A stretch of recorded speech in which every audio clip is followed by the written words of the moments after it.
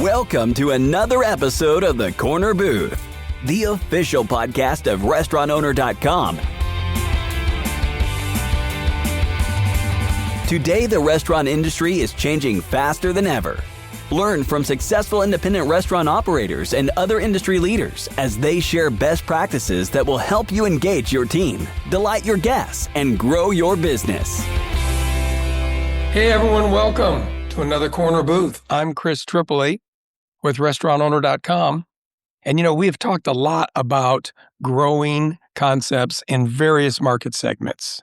Throughout our podcast, we've had really good discussions with casual, full service, small food truck operators, events, etc. Today, we're going to be visiting the incredibly growing and busy specialty coffee and beverage market segment. Some of our smaller independents are following that segment very, very closely. Regionals are getting stronger. We've been following how Starbucks is sort of redeveloping and kind of trying to put wind in their sails again. Well, today to comment on that and learn a lot more about that market segment is Doug Willmarth. And Doug is the CEO with Beans Brews. Some of you know Beans Brews. They've been around since the early 90s from Salt Lake and now in many other locations. So let's get the skinny on the coffee segment with Doug. Doug is the CEO, Doug Willmarth. Here you are. Thank you so much for joining us. Doug, hey, thanks for having me on. Appreciate that. Doug, let's get it started first more with you because you've got a history before, of course, Beans Brews. You've been interested and active in our industry. Maybe you could tell our listeners a little bit about how you got started. What was your first interest maybe and who were your early influences? Chris, like many people, I actually had my first job in the restaurant business. So as a young high schooler, I was a busboy and worked my way up to a back waiter at a fine dining seafood restaurant. And I think one of the things that's so great about our industry is so many times, a young person's first job, their first, chance to be professional, to learn what it's like to be in the workplace happens in the restaurant business. But I took a little segue, went to college, actually became a naval officer and flew for the Navy for just about 10 years.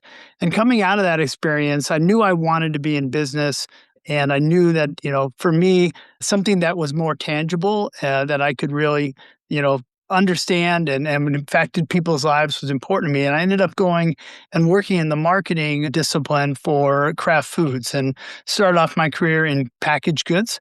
So I spent almost 8 years with Kraft Foods and went to work for PepsiCo. And along the way, sort of stumbled back into the restaurant business. So I started working with Chili's.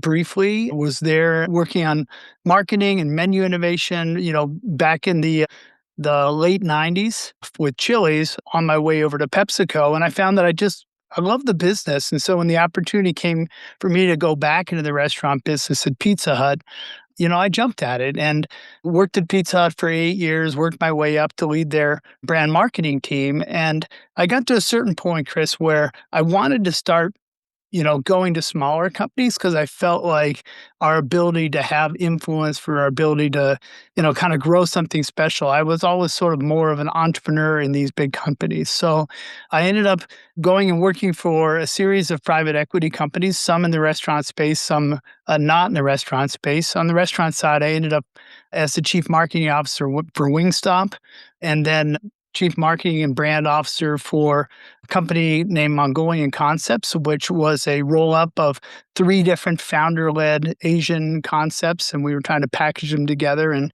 turn those around. And from there, I went to be the president of Muya Burger, Fries, and Shakes, another, founder-led company that we were trying to take with new ownership and really try to grow that. And then, stepped from that into this CEO role. I've been here about a year.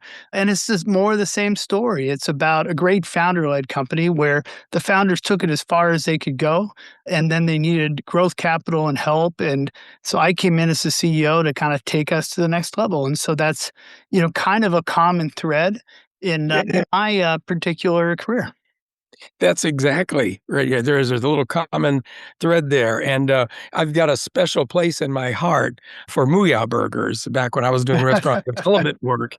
this is a long time ago, but the initial guys in Addison, Texas, when there was just a couple of owners, we worked together on the development of the expansion strategy, which became a franchise. We had to do all the franchise package work while the legal Oh, side, yeah. we Yeah. did the ops side, got them started. Then came the marketing and the promotion of what markets would be available. That was back with original owners when they were just getting started. Loved Muyas ever since. Yeah. And that's what's kind of fun about our business is once you kind of get bit by the bug, we're a big business, a big segment of the industry, but yet in a lot of ways we're kind of a small community. And so I remember when Rich opened the first Muya Burger. Actually, I think Muya Burger number 2 was across the street from the Pizza Hut offices. So I remember taking my whole brand team down there to see this new idea. Yeah. And it became a regular launch spot for us. And so then, it's kind of a treat when something like 12 years later, I get to step back in and take over as the president to help grow that company. So let's talk about where you are now. It's been a year, a little over a year, and you get into Beans and Brews, interesting market segment. Like I said at the beginning, it's the idea of the specialty beverages is a very competitive market segment, but it's got a lot of interest, and it seems to have a very broad customer profile. What did you find at Beans and Brews? How big were they? What were their strengths? I mean, how do you get in and take your first impressions, initial assessment, and then go from there? Well, Chris, I think part of the excitement in the specialty beverage category is there's so much dynamic change happening right now.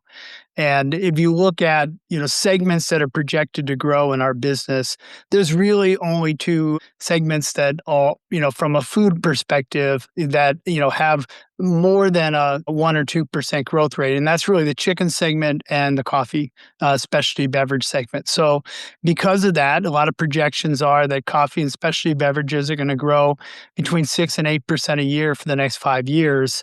There's a lot of interest in this segment. And something funny happened. I think, just started in the late, let's say right before COVID, that there were a lot of, sort of unique concepts starting to sprout out up or starting to get traction across the country, serving just beverages and beverages, as you started pulling the younger cohort that might have been different than the traditional coffee or what Starbucks would have done a decade earlier. Yeah. And so you see the rise of, independent boba shops. You see chains that are selling just flavored iced tea. You have the swigs or the dirty soda movement, starting along. And, a little company called Dutch Brothers was really starting to get traction. And so what you look for now, versus 10 years ago, what a coffee business would have looked like Beans and Brews looked like, and what our business looks like today, they're very, very different. And I think a lot of that is this impact of Gen Z and this development of alternative energy drinks, refreshers, boba, kombucha, you name it, right? There's all sorts of drinks, and that's led to the rise of this sort of specialty beverage company that, a lot of times we call ourselves coffee houses, but, we're a lot more than coffee now. There you go. Yeah, I think you're exactly right. And that kind of sets the table for, I guess, the next segment, which would be let's talk a little bit about your concept. For those who maybe aren't familiar with it, Beans and Brews, what is the total offering? Maybe you could talk a little bit about how they started back in the 90s, how many units are out there. I know that you've got different types of models that are probably growing, whether it's the drive-through only or the traditional. Could you just kind of paint a picture of the company and all that it is doing now? Sure. Well, as you mentioned, started in 1993. It started as just, a traditional coffee house. And the name Beans and Brews goes back to the fact that we did 2 things. We sold coffee beans and we brewed coffee. And back, in the 1990s, that's all a coffee house was. It was, the start of Starbucks, this idea of a place, a third place that you would come and sit and enjoy a coffee. That was a new thing, back then. And the brothers that founded this, it was a family business. They were on the front end of that, and there was no grand growth strategy. I'll tell you, Chris, they bought one, and then they thought, hey, maybe we should build a second. And before you know it, they're at 10, and neighbors and friends are saying, hey, do you mind if we buy one?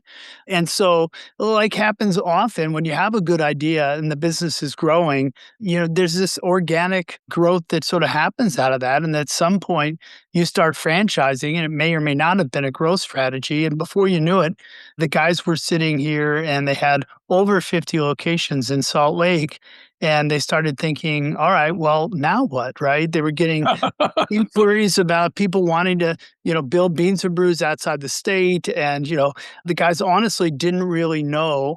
And they were, savvy enough to know, look, this is not our area of expertise, having to scale support systems, logistics, all the things it takes to be successful in a multi-state franchise company. That really wasn't their area of expertise. So that they were smart enough at that point to interview and bring on a growth partner, and that growth capital experience, and eventually somebody like myself being able to take in and take the baton and take what's great about Beans and Brews and find a way, how do we then take that forward and make the concept and the idea something that is more resonant as a regional than just a Salt Lake favorite. When you said we got up to 50 units pretty quickly, was that all in Salt Lake City or maybe throughout?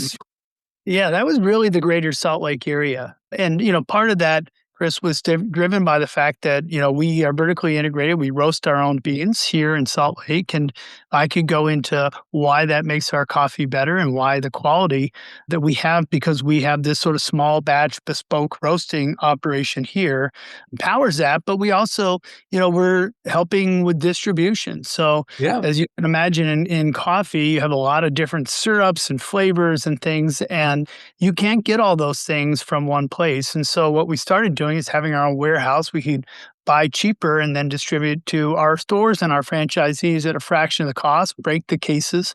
And so that kind of limited their footprint really to the Salt Lake area, because you needed to be within a truck's distance of the distribution center in the warehouse, right? So that really, kept the concept pretty tight around Salt Lake. You'd asked where we are today. Well, this next month in October, we'll go over 90 locations.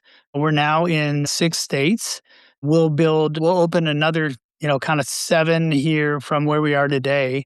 I'll end the year just short of 100. And right now on our kind of plan for next year, we have, something between 24 and 28 locations that will open. So a lot of interest, a lot of progress. That's had, we've had to spool up quite a bit in our support capacity, but it's pretty exciting. It's a pretty exciting time here at Beans and Brews. I bet. And over the time, how has the concept itself changed, either in unit size, types of units, menu offering? Yeah, like over the years, I think they would try to, keep a close eye on competition. Obviously, in the early days, Starbucks was really leading the charge, and guys did a really great job of kind of running parallel with what was new, what was trending. They would add it. We like to call ourselves coffee elevated. We want to be a little bit, higher quality than a lot of the national chains. So we have about 20% of our sales are in food. And, unlike a lot of our competitors, we make the food. We have a make table, a small one. So we make breakfast sandwiches to order as opposed to pulling something out of the freezer and reheating it. And, we have a broad range of, beverage choices. So now classically you have not only brewed coffee, which now is, funny enough, a very small part of my sales, but we have espresso-based beverages. We have a big line of specialty coffees, a new cold brew coffee line. We've got chai teas. We've got matcha teas. We've got, energy drinks. We do refreshers in the summer. And, there's lots of different things now that kind of end up on the product line for a typical Beans and Brews. You asked about, asset size, and I think we probably have come along in much the same way the industry did, where I think we started with, our first location was, what we call a lobby-only location. But really, we got in the drive-thru game early with location number 2. And the vast majority of my locations, traditional locations, have drive-thrus. And so typically we're in an end cap drive-thru, and 10 years ago, Chris, we would have tried to take it down, 2,400 to 3,000 square feet because we needed a big interior space for people to hang out. And nowadays, I'm trying to convince landlords to give me 12 to 1,400 square feet. So, we do have seats. We think being a coffee house and a community gathering point is important for the brand. But the reality is, 70% of the sales roll through the drive-thru. And Yeah. so that's really a focus. And, for us, especially in a franchise powered environment, I've got to be very tight on helping my franchisees have the highest margins possible. And to do that, we've had more and more efficient builds, and now what we're all looking at and translating to is we're building more freestanding buildings now. Oh, Because really? well, that's where, kind of the industry has gone is the freestanding. We don't do a lot of drive-through onlys. We still like to have a couple seats in them because we think the coffee house idea and the community gathering point is still important, especially, here in the Mountain West. But, we have a lot of, developers and people who approach us because of the strength of the brand. They say, hey, I really want a Beans and Brews here in my development. I'd like to build a location on this pad. Is that okay? Right. So we've organically had, more franchisees and developers coming to us asking for that asset type. And so, we've had the mix pivot. I think next year, maybe 25% of our new locations will be freestanding locations. Another 25% will be locations that are, embedded within another context, whether that's higher education or in a regional grocery store or an airport. And then the rest, still about 50% will still be in that drive-through income. Yeah, so you just mentioned what I think is a hot growth area, those non-traditional locations with Mhm. university, convention centers, airports, arenas. Are those the kinds of things that are fairly difficult for a small company to work their way into? Or are you able to do that more as a, say, partner with a concession company that's already there? Well, in some contexts, as you know, Chris, like airports, right? There'll be a concessionaire. There'll be somebody, who is bidding on the airport and we'll partner with them. And they'll often be pitching several concepts in a larger type of bid for a terminal. And so, we'll step alongside them and license. I think one of the things that, the reason this makes sense for us is because, we are famous here in Utah and, we're a very strong brand in the Mountain West. And, that's our strategy is this is home for us. We're the favorite son and we want to be everywhere that people are. So, if you grow up in the Mountain West and you go to college, we want to be your favorite coffee house there in college. And we want to be Yes. reflect the community. And a lot of airports, they want to have the collection of, restaurants in the airport also reflect the local community. So they often want to have maybe a couple of the national name brands, but also mixed in things that are, unique and local to the area. And so, in many cases, so for example, we're in the Salt Lake Airport, Good. which makes a lot of sense for us, right? And a lot of sense for Salt Lake. They're wanting to show off what makes Salt Lake great. And, we're part of that story. Well, see, and I brought that up for that reason, because I know some of our listeners are very interested in your growth, your percentage of sales. They're probably thinking, how can I kind of do things like that, the freestanding building, build out the market where I'm strong? There seems to be a growing trend in small independents wanting to expand their brand through franchising today. So that's why I wanted to make a special point of that these licensing arrangements, although I know they're a different kind of a growth, you're working with a different operator, but they make tremendous sense for continued brand awareness in markets where you have other traditional locations. So if someone is thinking, God, wouldn't it be great to make money in an airport, but you haven't really expanded and you don't really have saturation in the market yet, just to jump to a city and think an airport location is going to be good for you, doesn't seem like that's as good of a strategy. But look at you, we're in the mountain states, any area where you can get more market saturation and further brand awareness makes tremendous sense. Yeah, when we talk to our partners, whether, we have a great partnership with the regional grocery stores here, in the Mountain West. And, and part of the reason we do is that, they're in a position, if they're a, local community grocer, and they're fighting against Target, they're fighting against Walmart and Kroger. And their point of difference is, look, we're here in the community. We're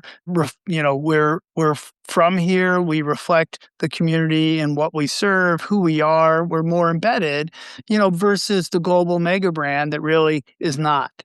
And, in the same way, Beans and Brews, we're here about the local community, right? We're mountain people. We understand, our local communities because we live here and we're born here. And, a global mega brand like Starbucks, right? They don't really care about the community that they're in. They can't, right? They can't be from these different spots. They're, worried about China and, how is this going to play over in Europe? And so from that standpoint, we're very aligned as brands, and the same thing for a regional airport. Regional airport is wanting to showcase what's the best of our area. And, that's not a brand that you can get everywhere, right? It's a brand maybe special for us. And I would say, all the small restaurateurs, that's a great strategy because the airport wants you there. And if you can get your brand in the airport, well, think about the exposure. If you do a great job at the airport, more people are going to discover you and be like, I really liked that brand. Yeah. And then they're going to seek you out later on in the city. And so then the awareness, of your brand and what you represent really, gets penetrated all about that metro. And so when you go, talking to landlords about opening, number 3 or number 4, they're going to be, oh, I love your concept. I had you at the airport. I mean, they're going to be aware of you and familiar with you in a way that is really going to help you, in your growth agenda. Good point. Good point. I know. I mean, when you think of it, all the money that is earned at airports, and there's an awful lot of that between the retail and all retail shopping and all the food and beverage, it's all from the departures. Yeah. Yeah. When we land, we're hurrying to get, use the restroom, grab our bags, and find our Uber. But so it's all about departure. So why not have the brand that the people who are departing know from their community and they recognize and they want to support? Yeah, what you said makes great sense, and I'm glad that it's working for you. What are some of the complications, that you're facing today? I mean, we know that we've got some issues with the industry facing uncertainty and importing products and tariffs, but even without that, how does a company like yours that is in a great growing niche that we've established and has a lot of growth planned? You talked about 9 or 10 more this year, 28 next year. How do you meet the challenges that are out there? Let's first identify what's going on that you have to overcome with growth. And then how do you meet those growth ones, whether it's design, permits, selection of franchises, cost? I don't know. Chris, it's easy to think about the challenges of the day, but you know this, right? There's always challenges. Mhm. There's always headwinds. Being an entrepreneur is hard. Running a business is hard. And, but it seems like in the last, let's say 6 years, every year has had a new challenge. I can't remember a year where, we haven't had a huge challenge to deal with in the industry. And I want to think back, happily to the 2015, 2016 time when it seemed like, things were great. But I imagine even back then we were complaining about something, right? And I'll tell you, I am optimistic about our industry. I'm optimistic about the American consumer, and I'm bullish on the American economy. And I think that one of the great things about restaurants in particular is that, look, we bring people together. The hospitality industry is more and more important as our, society seems to want to drift apart. It's the one place where people can get together. And for thousands of years, Chris, people have connected over a meal. And so we still have this very central place to play in people's lives. People meet their spouse for the first time over a meal, right? Oftentimes, might be a first date. It might be a friend talking about, a cancer diagnosis with, the best friend that's been with him forever. Like these conversations happen in restaurants and coffee houses, all over the country. So I think it's a privilege to be in this industry. And Well, yeah, we have some challenges, right? If you're in the coffee importing business right now, tariffs are causing a little bit of extra complexity. We've got some, dynamic situations that we all face as it relates to, what's going to happen with the economy, what's going to happen with interest rates, what's going to happen with commodity prices. Right now, real estate seems to be particularly challenging. It's quite expensive. It can be difficult to find, and the labor to build has really gotten quite high. And in many situations, tariffs are making equipment that we bring in more expensive. So, as a restaurateur, you need to be much more savvy now about costs and ROI than you might have had to be 8 years ago, right? You really have to pay attention Yes. to, all right, return on investment is all about, first of all, the investment, right? If that investment's too high, I'm never going to return. And so you need to be very cautious about a strategy on how do you build and make sure that you have a very robust plan that's going to be able to generate those returns, and you have a playbook that is going to work. And I think that's, always been the trick in this business, but it's even more important now. Boy, yes. Yes, yes, and yes to all of that. Yeah, your comments, whether it was on the importing, the product costs, the available funding. Yeah, we've heard that. Playing the real estate game, whether it's you approving of a franchisee location or helping them find one, or a small independent who's out there right now trying to go from unit 2 to unit 3. Very hard to find and to fund. So I agree with you on that. Since you are growing through franchises, maybe you could talk a little bit the art that I'm sure you've really developed on the selection of a franchise partner. For some of our listeners, that's going to be a newbie, because growing through company stores, hiring and training managers, having direct employees is one thing, but selecting someone who's going to be an operator but actually a separate company is another. What's the process, and how have you all been successful as finding the right ones? Yeah, wow, that's sometimes, Chris, it's always a little bit of luck, right? But I actually had talked to two smaller business owners about this topic just 2 days ago, and one of them was going back into franchising because they had started, and to your point, they had just sort of said yes to whoever showed up, and then realized that was a bad strategy, and they had to unwind that. And it really took them several years to sort of decide to have the appetite to go out and try it again. And I think it's very, very important. If you think about, for franchisees, first of all, I'm a big fan of franchising, right? And we run 30 of the 90 coffee houses. So I've got skin in the game. We know what it's like, right? And I think it's very important, if you're a franchisee, that you go with a company that has skin in the game, right? That they're not operating one location and they don't know what it's like to sit in your seat. And quite frankly, their incentives aren't aligned with yours. Well, Right. I am very, very incentive to keep costs down, for the coffee houses, because that's how I make most of my money. And so we're very aligned in that. But, the franchise part of my organization, we talk about our mission is to empower entrepreneurs. And, we have people that come to us and they have a dream about opening a coffee house. And our job is to be their support team, right? To give them a playbook, to be there to help guide them and coach them through it. But at the end of the day, the franchisee is the business owner and the entrepreneur. And so what you have to realize from that, first and foremost, is this is like a marriage. You're signing a 10-year agreement. So you better be sure that the franchisee that you're signing up, has the ability, the financial capability, and the temperament to be successful, because, you're going to have to support them for the next 10 years. And it better be somebody that is like-minded, that, understands the mission and the brand and is going to be a good fit for you. Because if you get somebody in there that's a terrible operator, it's going to damage your brand. If you get somebody in there that, isn't on board for the brand and what the brand stands for and wants to pivot and take it in another way, now you've got another set of challenges. So, you have to be very, very selective of who you let into your family.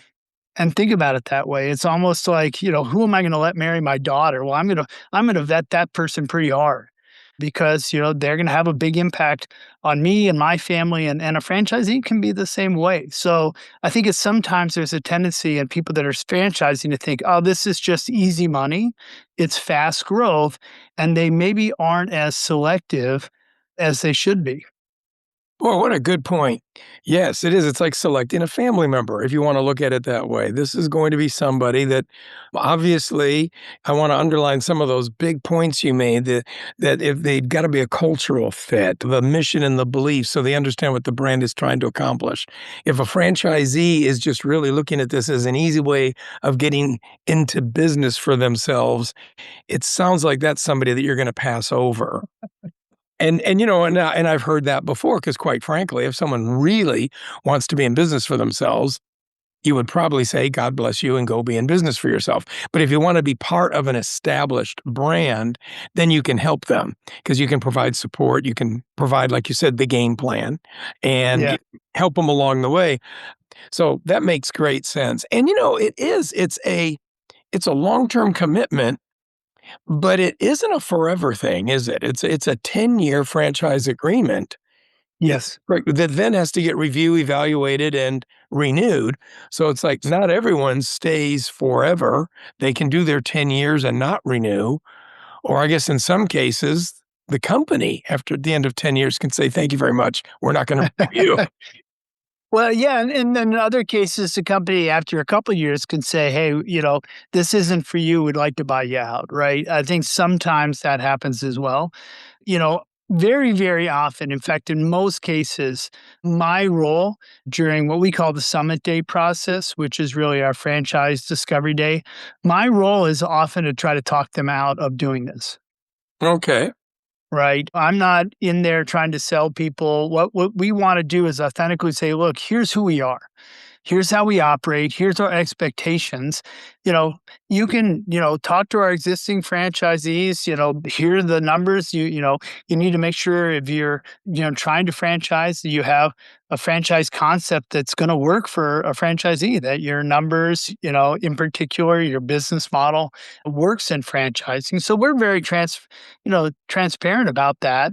And, I want you to meet the team. I want you to understand who we are, what support we provide.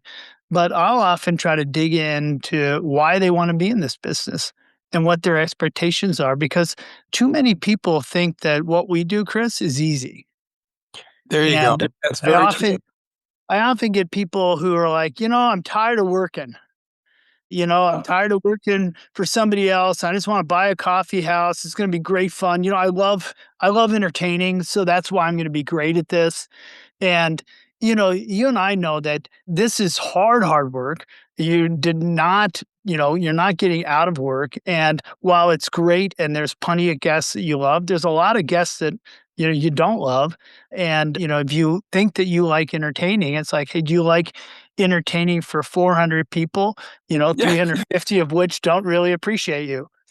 Yeah, it's like, and 25 are probably going to complain to you, right? I mean, I was going to say, there you go. I haven't heard of it exactly that way, but that's true. Can you imagine that? Tell them, have a party, serve 400 people all day, and then your feet are tired and you're sore, and then you wake up to 25 people who are bad-mouthing you because they didn't like your entertaining. Yeah, and obviously that's, hyperbole. But the point is that if these folks think that this is just, I'm going to sprinkle some fairy dust and I'm going to put some money in and it's all going to work, there are hospitality people, Chris, and there are not hospitality people. And we're trying to sort out, who's got the drive to be an entrepreneur, who's got the work ethic, and then quite frankly, who's a good fit for hospitality. Because I've met really driven entrepreneurs that aren't good at hospitality. And unless they have a really great, front of house manager or, general manager to manage the team and manage, the guests, they're not going to be successful no matter how driven they are. So a lot of times we're trying to, sort through to make sure that, they're going to be successful, because the last thing I need have a franchisee, if a franchisee starts and isn't successful and doesn't have the capability to really succeed, then my team's going to spend a lot of extra time working with them, hand-holding them, and trying to get them up to standard and get their return for them. And that takes time away from, the other franchisees and the other part of our business. So, that's probably the most important part of franchising is, who you pick. Great points. Great points. Let's talk about another part of the franchising after they're picked and after they've picked up their site and after they've opened. What's the role? How does continued support work? How does the franchisee, say, involvement or engagement work? I mean, are there avenues for suggestions for, menu improvement, et cetera? I mean, how does the role work after opening? Yeah, look, I firmly believe that, a lot of folks when they start franchising aren't prepared to support franchisees. So it's just really important. If you're gonna do that, if you're gonna take money from somebody and you're gonna promise to be there to support them, you need to have a structure built out, right? And you need to understand that now part of your job is making sure these people are successful. Right. One of the things that my strategies is I want to make sure that my team, is there and they understand who to call and that they feel like they're part of a family. And we talk about Beans and Brews as a family. Instead of a convention, we have a family reunion every year.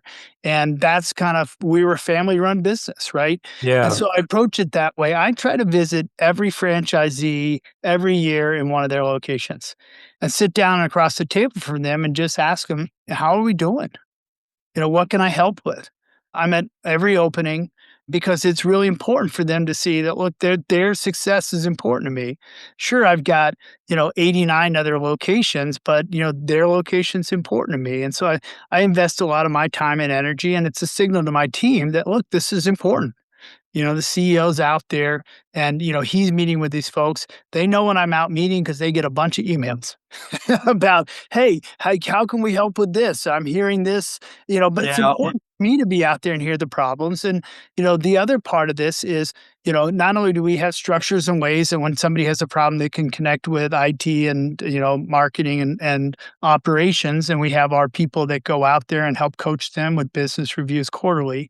But I also make sure we spend the time, and we have what we call a town hall every 6 weeks, which is where my team gets on, a Zoom with the whole system. And we talk about, hey, what's coming up?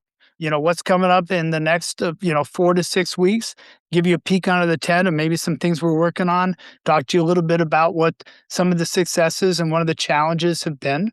But we do that. It's about an hour and a half, and we usually hold about 20 minutes for Q&A at the end. And, I think our franchisees really appreciate that, kind of communication, that they're in the know of the things that we're doing. Everybody has my cell number. They can call me if they need to. Most of them are respectful in not doing that unless it's necessary. But, that's part of it is look, you're important to us. We have a team. We're here to support you. And I also have a franchise advisory committee. We meet, 5 times a year. And, those folks are very involved in strategy. They're often my testing partners. I roll things out because I need the franchise system to be bought in and enthusiastically supporting the things that we're doing. And oftentimes they have great perspective to offer to make sure that we're, framing the proposition, we're doing things the right way. And it's a great partnership when you do that. You just have to be, committed to being open and transparent with people. And not every franchisor is comfortable with that. And do some of the franchisees, I guess, choose to be engaged with, you called it the franchise advisory committee that meets, or are all of them automatically members? How does it work? Oh, we invite a smaller group, Chris. And part of that is, just because, and we try to make that group representative and we shift the membership from time to time. But Makes sense. in general, it's like you can't have too many people around a table or you won't get to a decision. Right.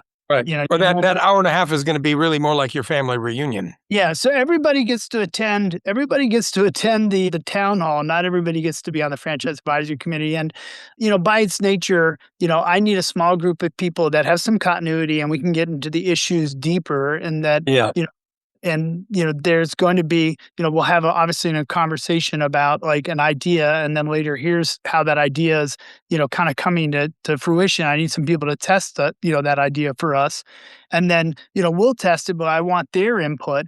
And if I've had, kind of 2 of my, call it better and more engaged franchisees, they're helping at the table, polishing the idea, not only is it probably going to be better, but, I'll have better franchisee adoption because they know, hey, look, this wasn't the franchisor just jamming this down the throat. They can, Right. Chris or Bob, and they can be like, hey, what did you think about that idea? And everyone knows who the FAC members are. So I find the FAC is a great tool. I know a lot of franchisors, especially ones that maybe don't have as good a plan, that are kind of scared of having an FAC, and they don't really want Right. the franchisees to see under the curtain, right? But that Uh, sounds like that's going the complete other direction than how you operate. Yeah, I look, and sometimes the answers aren't happy, right? I mean, if I got to get in front of the FAC or the town hall and be like, "Hey, look, we've hit a rough patch and sales are down," right? I'm opening us up to criticism, Sure. right? If I'm Sure. sharing, "Hey, here's how the company's doing, and here's what we're doing about it," or "Here are the challenges we're facing," that can be uncomfortable, right? And Yeah. you don't win all the time, Chris, but I think if you're transparent and honest about, like, hey, here's what we're encountering, here's how we're trying to address it. Nobody's perfect, but I think people will appreciate the candor. And Yeah, I seem to keep, as you explain your role and as you explain the importance of the transparency, two things just keep coming up that sound like they're tremendous hints for any small operator to remember. And that is that openness, the idea of continued support so that it's constant, that and that you're open, and that you're supportive. It sounds like if you're that way with your franchisees and you choose that way, it sounds like you're going to have a foundation of success to build from. look, I think everybody on this podcast knows that business is a fight. You know, it's a battle. You're in the trenches, and the last thing you need is your team fighting you, right? Yes. Yeah. And so that's why I feel like it is like, hey, Mhm. you could draw whatever analogy you want, whether it's a football team or a military group, but it's like, hey, look, we're stronger together. We're in this fight together. If we're fighting each other, then we're not going to be able to fight the competition and the challenges and the headwinds, right? And so that's, kind of why I do what I do. I think if we trust each other, then we work better together and we get focused on the things that are going to make a difference for all of us instead of fighting over, small issues. Well, one of the advantages I would think that specialty beverages have from an operation standpoint, with the smaller size and the more limited menu offerings, is less labor. If you're running a smaller lobby market with the drive-through, you're probably utilizing fewer people at a time per shift than other counter service restaurants or certainly full service restaurants. Could you comment a little bit on the labor positions and how you see in the short term the advancements of technology, if there are any that might be impacting your segment with equipment and customer service? Yeah, wow, that's a big question, Chris. Let me just start with, yeah, the labor model is a little bit leaner. Much like entrepreneurs, people in a coffee house have to do a lot of things well, right? You're not just working the grill, right? No. Chances are you're talking to customers, you might be making a sandwich, you're making a drink, right? But, we cross train a lot so that everybody in that coffee house is pretty much capable of doing every job, right? And when you get a rush, that's what happens. It's crazy, right? And then people naturally gravitate to positions. But, when things get a little bit, slower, then having that cross training means that you can get by with one or, two people, behind the counter. Whereas, during a breakfast rush, you might have 7, 8 people working. And so the labor model is very flexible, similar to fast casual, but, the reality is nobody is not customer facing in a coffee house. Okay. Whereas you have your back of the house and the front of the house, typically, everybody is pretty much coffee, front facing, right? On the technology standpoint, I'm a firm believer that we're in the hospitality business, and a big part of, the value you're getting, is the service and engagement with the people. That's always been the case at a coffee house. You think about famously back in the day, the barista knows you're ordering your name when you walk in. Mhm. It's that same connection I think people are craving. And right now, I think there's a transformation happening, in the drive-through business. And I believe it's not towards AI, it's the other way, right? The people that are winning are doing a much more face-to-face transaction style in the form of a line buster than the people that are trying to get AI to take your order over a voice box. And so Right. I think that actually we're doubling down on technology that's going to enable our team members to spend more time talking to the guests rather than replace team members, with AI talking to the guests. So, I'm bullish on technology, but I'm in the space where the technology is helping our people spend more and more of their time focused on interacting with the guests and delivering that great hospitality experience, which I think is half of why people come. They want to. I'm happy to hear you say that. I think you're exactly right. No, I do. I think you're spot on. I heard it before where someone was saying that what we're going to try to do in our quick serve segments is try to develop 5-star service in 5 seconds because people don't have very much time. They're going to order. They're going through a drive-through window. There's not going to be a lot of interface time. But still, how do you develop that connection, contact, eyeball to eyeball, so somebody gets a feeling that they were appreciated in very little time? It sounds like you're making that a very top priority. You want your people to get that point across, even though you realize it's not a full service restaurant. You don't have a lot of time with the guest. You don't, and so how do you maximize that time? And look, I've read about the new Chinese coffee company where you order on your phone and you pick it up and you never see a person, right? And rolling out in New York City, and I'm like, I hope every competitor of mine doubles down on AI, drone delivery, a robot brings you your drink, whatever it is, because I don't want to be in that business. I want to be in the business of the people business, both with our teams and serving people. And I think that there's always going to be a room for that. Maybe there is a need for somebody to be essentially a vending machine that you drive by, but that's not the business I want to be in. Got it. Well, so then as we wrap up, maybe you could paint a little picture of how do you see the short term?